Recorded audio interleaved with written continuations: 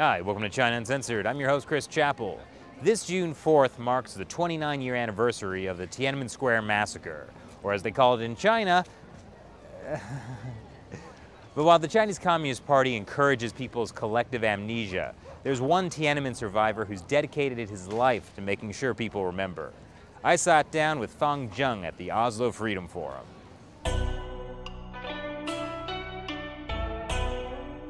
Thank you for joining me on China Uncensored, Fang Zheng은. 你好。 Hello. So, why did you join the student protests in 1989? 我觉得很自然，因为 It was very natural. I was a senior in college at the time, and like all of the young people at the time, we were full of hope for our country. We loved our country.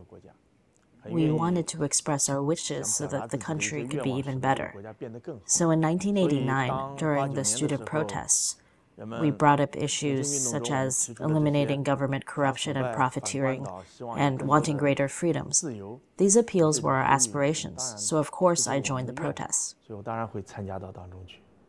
So you say you were there because you loved your country, but it became clear that the Communist Party maybe didn't feel the same way about the students. 对，这就是中国当时的一个真正的悲剧。 Yes, this was a huge tragedy. The Communist Party cared more about its power. They separated the interests of the Communist Party from the interests of the people. Even though the party said that they represent the people's interests, at the time we truly experienced how the party put its own interests above the people's interests. When faced with the will of the people, they chose to use military repression and bloodshed. It was a real tragedy. I think in a lot of people's minds, the image that comes to mind when they think of Tiananmen Square massacre is Tank Man. One man stopping a row of tanks. I think what a lot of people in the West don't know is that most of the tanks did not stop. 其实 这是两种不同的景象。 Actually, these are two different scenes. Yes, many people think of the Tank Man photo, but that happened on June 5th. On June 5th, there was this courageous young man who walked into Chang'an Avenue and stopped a row of tanks. The tanks did stop, and that became a famous photograph, a symbol. But many people don't know that the Chinese Communist Party's massacre really started before that, on the night of June 3rd to June 4th. My own misfortune is that on June 4th, around 6 a.m., I was also on Chang'an Avenue. But this time, when faced with a crowd of people, the Chinese government's tanks did not stop. They charged us directly from behind and killed many people on Chang'an Avenue, creating a huge tragedy. I was crushed by a tank and lost both of my legs. So I want to let everyone know that during the Tiananmen Square massacre, in terms of the relationship between tanks and people, Tank Man represents one part, but the tanks also really attacked and crushed many people, and I hope everyone can remember this. You were there with students from your university. Well, what happened when you got word that the tanks were coming? 那个时候其实我们 At the time, we were already retreating from Tiananmen Square, retreating back to our universities. We had reached West Chang'an Avenue and Liubukou Street. We didn't think that the tanks would rush us from behind. At that point, the tanks had already taken over Tiananmen Square. We were withdrawing from the square, so we never thought that the tanks would attack us from behind. The tanks also threw smoke bombs, which were exploding around us, causing chaos. We couldn't see clearly. To tell the truth, we couldn't see the tanks until they were quite close to us. We didn't know the tanks were coming and charging towards us. Because they came from behind, we didn't know. So what happened when the tanks caught up to you? 对，所以在那个时候，在那个路段， It was very chaotic in that section of the road. At that point, I was walking with a young woman from my university, and she fainted from the smoke. I was trying to help her, so I picked her up and turned around. Very quickly, just as I turned around, the tanks drove up to us. I didn't have any time to run or hide. I could only push the young woman to a safe spot, but I myself was crushed by a tank. Of the other people who were in that same part of the road at the same time, we know that at least 11 people were crushed to death, and many others were injured like me. What was going through your head when you got hit by the tank? You can't say you were thinking about anything, because you can't really think. It was only 3 to 5 seconds from when I first saw the tank to when I felt it crushing me and lost consciousness. I wasn't thinking about much. I felt a few things. I felt the tank starting to roll over me. It felt like I was being squeezed. I also felt, right before losing consciousness, I had some awareness, and the last thing I remember is seeing the white of my bone sticking out of my leg. That was the last image before I lost consciousness. It happened very quickly. So, you were a prominent student athlete at the time. What did the Communist Party say happened to you? 当然，6·4镇压之后，中国是一种全面的一种。 Of course, after the June 4th Tiananmen Square massacre, the entire country was in a state of total censorship and total control. The political atmosphere was totally different. For the students like me who had been injured, the first thing they wanted was for us to shut up. They didn't want us to tell other people the truth of what had happened to us. They put a lot of pressure on me. Of course, they didn't even admit that a tank crushed me. They didn't want me to say that fact. They wanted me to change my story. They even put a lot of pressure on the young woman who I rescued, until she was afraid to see me, and she denied the fact that we were together when the tanks came. The Chinese government has all the power. If you don't come to terms with them, they'll stop you from going to college, from graduating. You can't get a job, you'll have no income, or they'll put all sorts of pressure on your family members. So a lot of people will choose to lie, or to comply with what the government wants. A lot of people did this. But I'm glad that I did not compromise. I persisted in telling my real story, my real experiences to everyone. That's why afterwards I suffered a lot of injustice and persecution. Not having freedom, being arrested, having my house searched, not being able to get a job, etc. The price of telling the truth in China is still quite high. That is the current reality.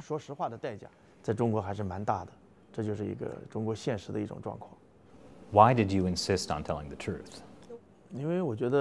Because I felt that it was quite simple. A person should not have to deny the basic truth of his own experiences. I think you first of all have to be responsible to yourself. I also persisted because the Chinese government is afraid of us telling the truth, because they know the crimes they committed on June 4th, and they are afraid that everyone will know. So even though it was hard, I think persevering was worth it. You must have felt a lot of despair during all of this. How did you carry on? 对，那时候是有很多绝望、很多的遗憾的地方。 I did feel a lot of despair and regret, but I was still surrounded by the love and care of my family and friends. There are still many people out there who care about justice and have a conscience. The people around me gave me a lot of love and encouragement. My family and friends are one of the main reasons I could keep this up until today. So even afterwards, you were a very accomplished athlete, but you weren't allowed to participate in international events. Why was that? I think that one of the Chinese government's biggest worries, it was afraid that other people would find out how I was really injured.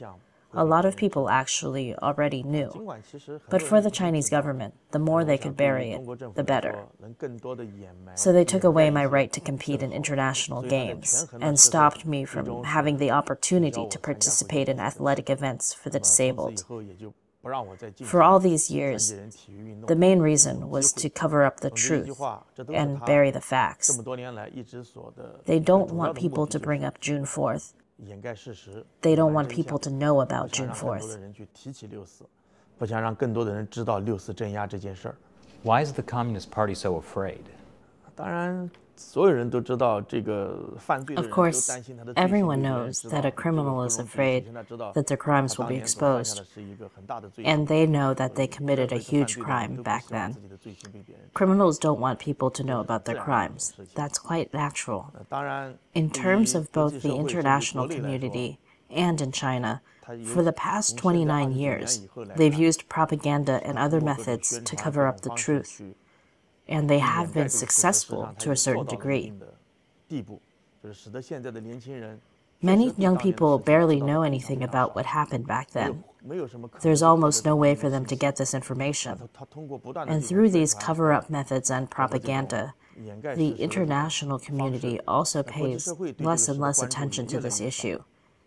So they've been able to get away with their crimes until today. So I feel like they've basically succeeded. If so much of the world is forgetting what happened, why do you still speak out about the Tiananmen Square massacre?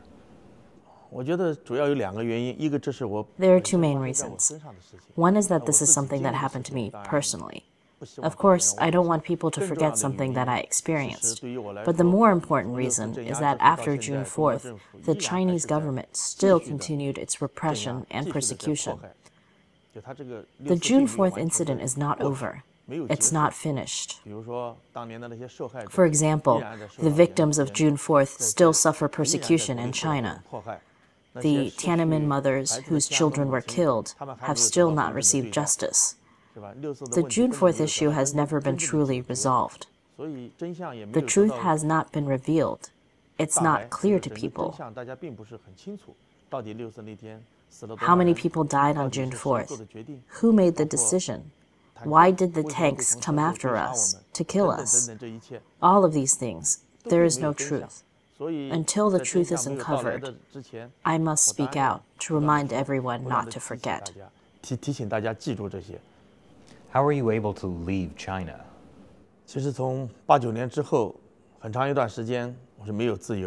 After 1989, I had no freedom for a long time. So getting a passport was even more out of the question. During the 2008 Beijing Olympics, I had a chance to get a Chinese passport as a type of exchange with the government. In 2008, the international community had a lot of requirements toward China, and China had made a lot of promises to the international community, like letting in journalists to do interviews. At that time, I had many interactions with foreign journalists who came to my hometown to interview me. At the time, the Chinese government was most worried about keeping me in my hometown. As long as I didn't go to Beijing, it was okay.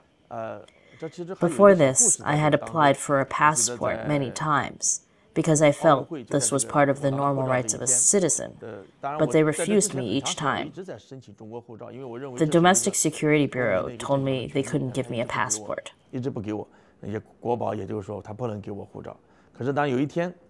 But one day between the Olympics and the Paralympics, there was a German reporter who called me from Beijing. He wanted to come interview me. I knew him, and so I said yes. We arranged a time to meet. He also wanted me to take him to interview another disabled person. But 2 hours before we were going to meet, the police found out about it. They were either tapping my phone or the reporter's phone. They came to my house and took me away for a chat. They told me that they knew a reporter was coming to interview me. They told me, "We can let you speak to him, but we can't let you take him to interview other people. We can give you two choices. If you cooperate with us, we can consider giving you a passport. But if you want to go with him and take him to interview others, we can't give you a passport."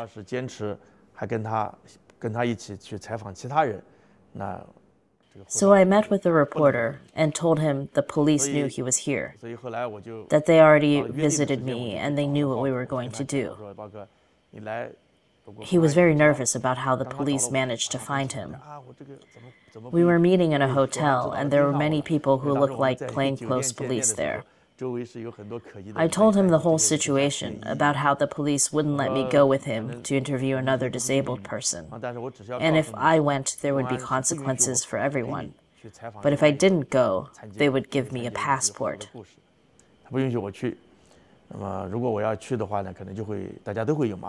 The reporter decided to give up on the other interview. He said, even if I just report the story of what happened with you and the police, that's still a pretty significant story. So we didn't end up working together and going to interview other people, and he left to go to Sichuan to interview others.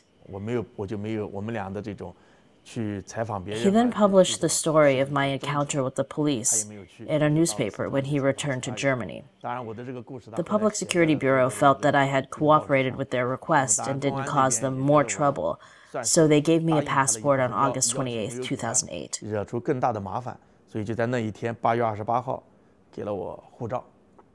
In 2009, with the help of the U.S. government, my family and I were able to come to America. You've said the most effective weapon against the Chinese Communist Party is not to forget what they want you to forget. Why is that? This has been one of the most difficult problems in China under the Chinese Communist Party's rule, this type of memory war.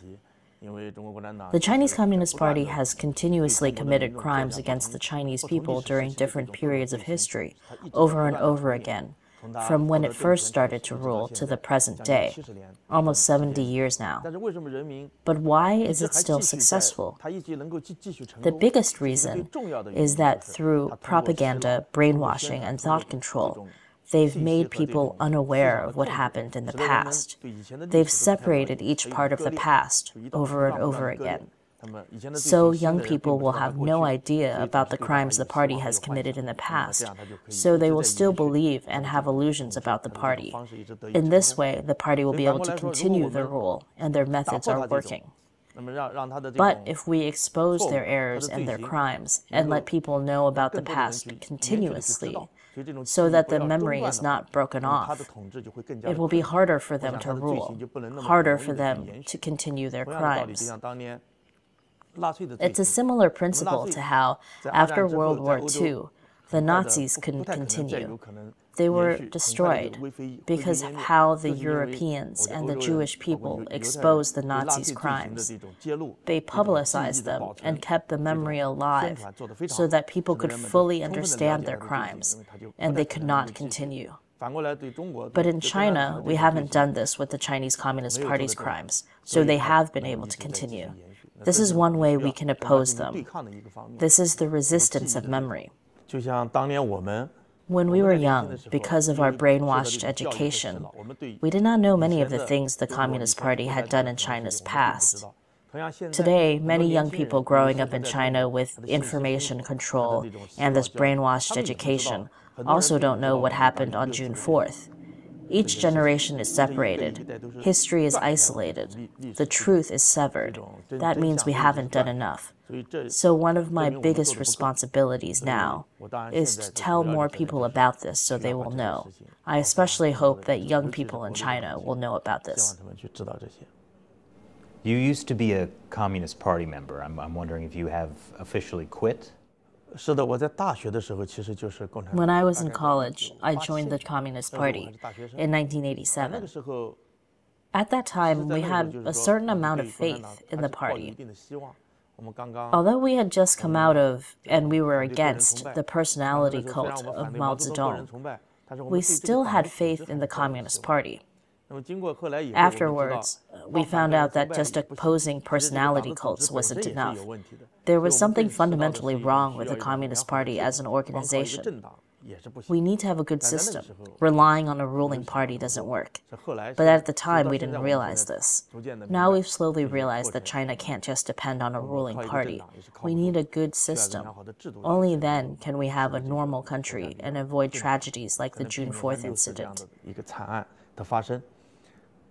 After June 4th, the Communist Party wanted me to lie. They wanted me to use my party spirit to cover up the truth. They said it was in the party's interests. I couldn't accept this because I felt the party's interests were in conflict with the people's interests, that the party spirit was against the human spirit. I couldn't accept this, so I naturally left this organization. So I know you don't have hope for the Chinese Communist Party, but do you have hope for the future of China? One must have hope. I do have hope for the future of China. But right now, I don't have much confidence, to be honest. There are many difficulties. In the short term, I can't see any definite reasons for hope. But we must still keep going with a hopeful attitude. Because ultimately, China will become a normal country. It will become like other countries in the world. There's no doubt about that. It's just a matter of how long it will take. Thank you very much for sharing your story with us. I can assure you, on China Uncensored, we'll never forget the Tiananmen Square massacre. Yes. 谢谢. Thank you.